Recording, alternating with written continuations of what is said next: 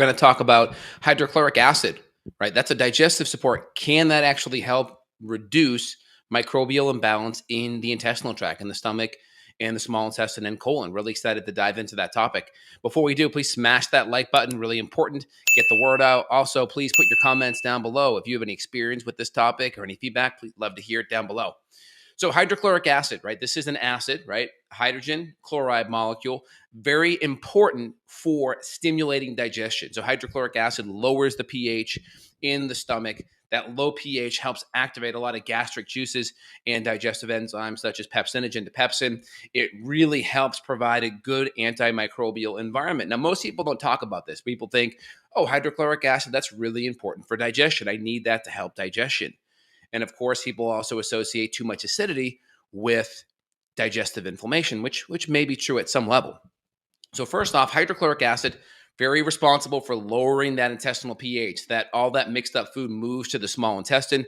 That food, that nice pH then triggers the pancreas to make enzymes, proteolytic and lipolytic, right? Protease and lipase. It triggers the gallbladder to make a whole bunch of bile salts with help with fat digestion. We also have this increase in bicarbonate, which then raise the pH back up.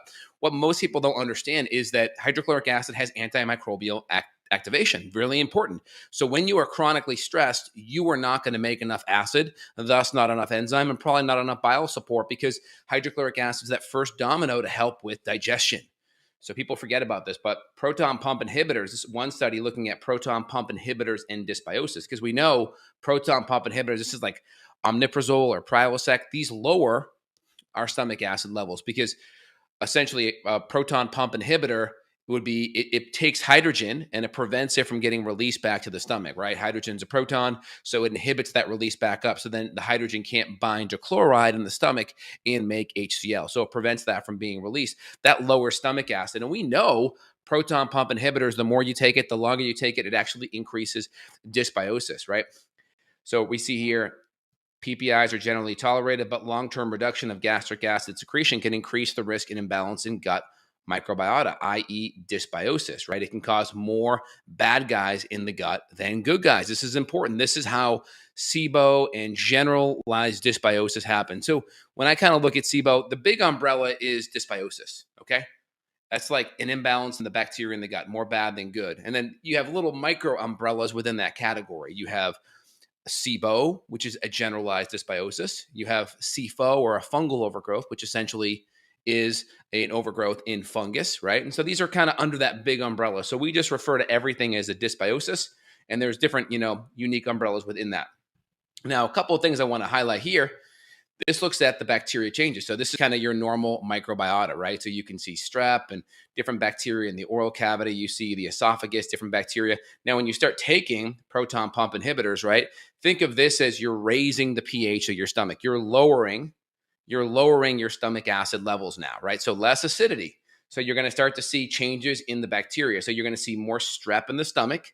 So more strep overgrowth in the stomach. You're going to see more strep, staph, enterobacter, even some lactobacilli, clostridia, all in the small intestine. You're going to decrease your bifidobacter, right? So lactobacilli typically goes up more. It should be higher in the colon, I think, not higher in the small intestine. You're going to see a decrease in bifidobacter in the small intestine.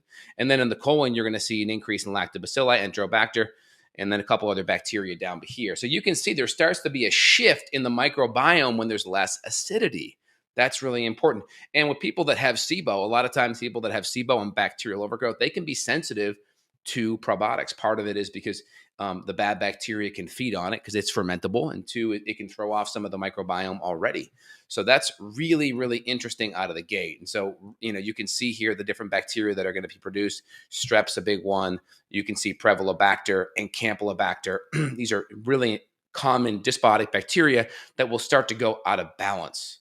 And you can see gut dysbiosis also occurs as a result of H. pylori, which is a pro-inflammatory that affects the lumen and microenvironments in gastric microbiota. So H. pylori is also a big one here, really important. And then it talks about the small intestine and the different bacteria that happen here. Another one here, this is really interesting.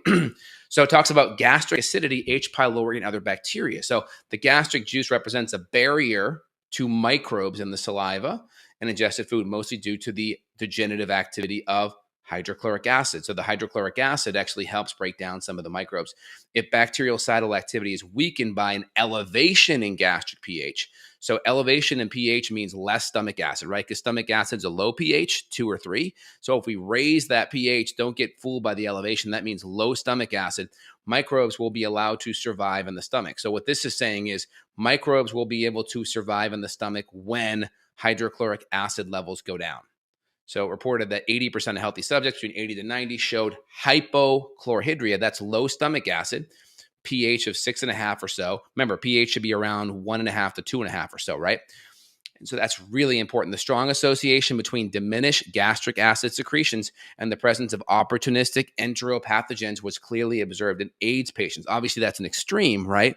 There's definitely a spectrum there, but the more stressed you are, the more chronically ill you are going to see less stomach acid. Less stomach acid is going to increase the ability for microbes to grow and start to become out of balance, which then creates brain fog. You can start to have gases produced by these microbes like methane and hydrogen and even ammonia, which can start to cause more brain fog, more energy issues. It can cause motility issues with hydrogen, diarrhea, with methane, constipation. Obviously, it can affect absorption. It can start to create leaky gut and gut permeability, which then can create more autoimmune issues as well. So really important, just kind of wanted to highlight it. People say, well, how did my gut issues start, right? How did I start to have all these gut issues? Well, first off, antibiotics can create a massive imbalance because it wipes a lot of things out and weeds grow back automatically, i.e. bad bugs. So that can be a big mechanism. Too much refined carbohydrate, sugar, grains, those kind of things. Number three, chronic stress. And people say, oh, stress. Well, what does that mean? Well, obviously we have the common emotional stressors, right, that we deal with in our life. But what does that do? That activates our fight or flight nervous system, i.e. the adrenals, cortisol, adrenaline. Those are the big fight or flight hormones, right? Adrenaline's the big one, but cortisol comes right after that. That starts to activate the sympathetic nervous system. That lowers our stomach acid, right? So when our stomach acid gets lower, pH goes up, and that starts to make the stomach and the intestinal environment prone to bacterial overgrowth. So one of the big mechanisms is chronic stress, which then affects digestion, HCl, obviously the sympathetic nervous system. Less hydrochloric acid, pH goes up. And then we also are going to have less enzymes, and we're also going to have less bile salts. And then we create a feeding ground where the microbial imbalances in the gut can start to widen and get worse and worse and worse with the different bugs that we mentioned: strep, Prevotella, staph, Morganella, Pseudomonas, Klebsiella, Citrobacter. These are all bacteria that start to overgrow and can become problematic. So the problem is, what are you going to do about it? So of course, adding in hydrochloric acid, enzymes, digestive support. In my line, and kind of how we deal with things is we're following the 6 R's, right? In my clinic, I'm dealing with removing the bad foods. We're getting the food and the diet dialed in. The second R, replacing enzymes, acids, maybe bile support if necessary.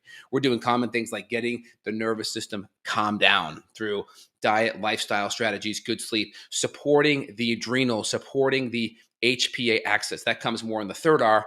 We work on repairing the gut lining and the hormones. That calms down the sympathetic nervous system and allows more parasympathetic response, which helps aid in digestion, right? The sympathetic nervous system shuts down gastric acid secretions. Fourth R, then we work on removing the bugs. So if you come in there and you just start dropping bombs, that can actually create more stress and intensify the problem. So we always have the fourth R exactly where it is, the fourth place. Most people put that first, and it's the biggest mistake possible. Fifth R, we work on repopulating, reinoculating good bacteria, because that's where the best time to add that in, because you can have people that are very sensitive to probiotics. If you add that in too soon, that can cause a lot of problems. And then, of course, fifth R, repopulate, reinoculate good bacteria, probiotics. And then 6R, we retest to ensure everything is addressed and fixed, and there's no new bugs present. And then, of course, there's always the spouse that could pass things back and forth in kids. So we always want to make sure those variables are addressed. So I hope that makes sense. Trying to get to the root cause, trying to give everyone a big kind of picture on things. So it's always good to understand, based on your history, how things could unfold and how you could be in this position. That way we can go back and make sure we're applying corrective actions to fix everything. I hope that makes sense. Again, this is Dr. J here. If you want to reach out to myself and my colleagues, we're available for functional medicine support worldwide. There'll be links down below where you can reach out. If you enjoy it, put your comments below. Give me a thumbs up, like, share with friends or family. That'd be awesome. And again, we'll put some recommended products that we use kind of out of the gates with patients and testing. We'll put it in the links down below so you guys can take a look at it. All right, very good. Hope you guys enjoyed it all. You have a phenomenal day. Take care, y'all. Bye now.